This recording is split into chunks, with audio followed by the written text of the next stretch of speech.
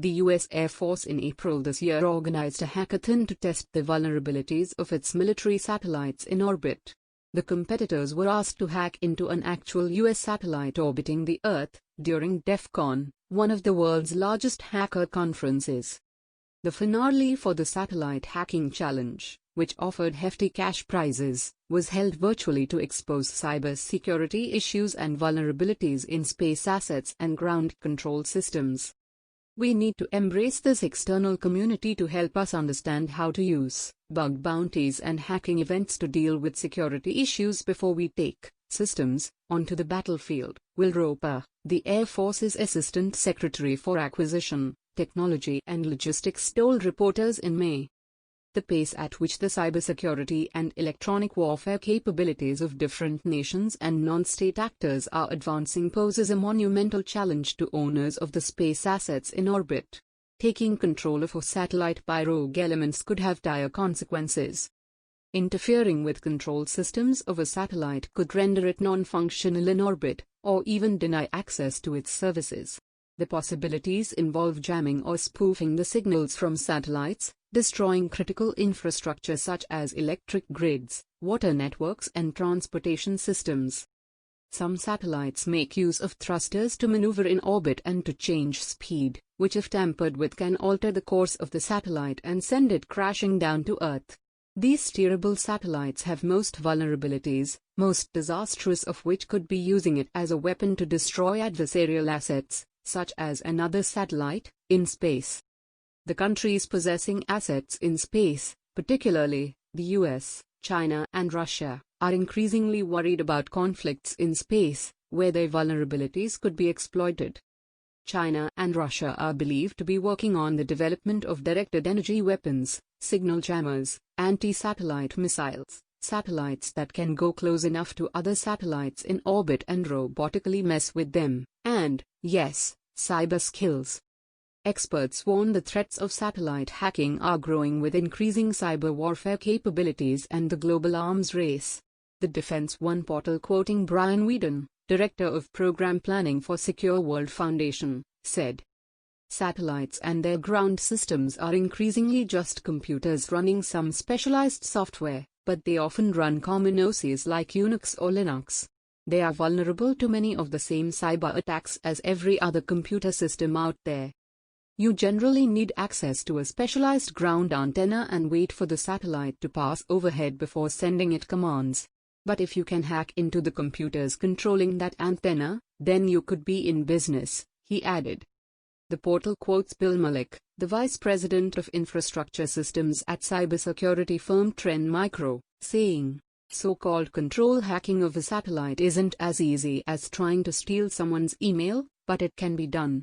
The hackers can easily get into the systems of the ground station controlling the satellite, after which gaining access to the satellite is a cakewalk," the experts believe.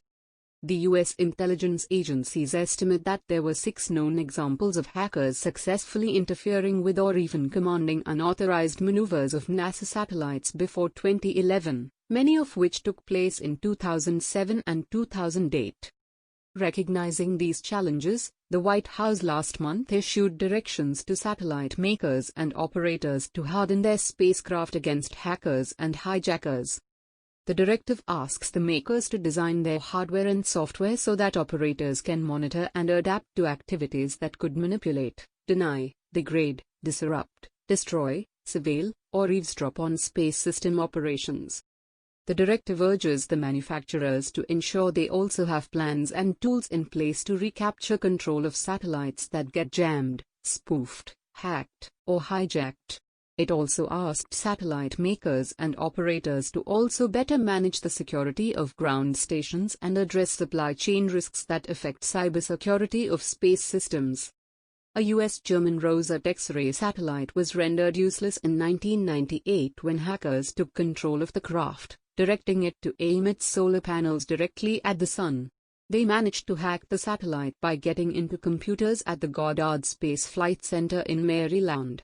The satellite's batteries were fried and it eventually crashed back to Earth in 2011. In 1999, the hackers took control of the UK Skynet satellites and asked the government for ransom. In 2007-08, the U.S. Air Force accused Chinese hackers of using the connection from a ground station to affect the operation of the Earth observation Landsat 7 and Terra EOS AM-1 satellites. The Chinese government was suspected of sponsoring the hackers trying to find out how vulnerable the satellite control systems were to cyber attack. The Chinese hackers were again alleged to have been involved in a 2014 U.S. weather systems and satellite network tampering. The hackers reportedly breached the Federal Weather Network recently, forcing cybersecurity teams to seal off data vital to disaster planning, aviation, shipping and scores of other crucial uses. The Chinese government officials denied any involvement in the incident. The Chinese were suspected to have been also involved in the interception of a conversation happening through video chat via satellite, of a high-profile Indian government meeting in October 2017. The hackers continued to intercept the link for almost 4 to 5 minutes before a counter-offensive was launched to neutralize it, the Indian media reported. However, hacking into space objects is not the same as hacking web systems. To successfully master a space system hack, one needs at least a basic understanding of things like orbital mechanics, ground stations functioning, the complex radio frequency protocols, and more importantly, knowing what circuit board side of a satellite actually looks. Launching such a daunting hack is, therefore, not everybody's cup of tea. Today, numerous countries possess capabilities that could be used against space systems. However, there is limited evidence of cyber attacks in the public domain. The nations like the United States, Russia, China, North Korea, and Iran are known to have the capabilities to engage in offensive cyber attacks against non-space targets. Although the efforts to address space cybersecurity are gaining momentum, the pace is still slow. The electronic warfare analysts lament the lack of any cybersecurity standards for satellites, with no governing body to regulate and ensure their cybersecurity. The responsibility for cyber safety of the satellites currently falls on the individual companies that build and operate them. Satellites are becoming more and more important for the modern world, and their presence in lives is becoming indispensable. The defense networks, such as the U.S. defense and intelligence operations, almost wholly depend on satellites today.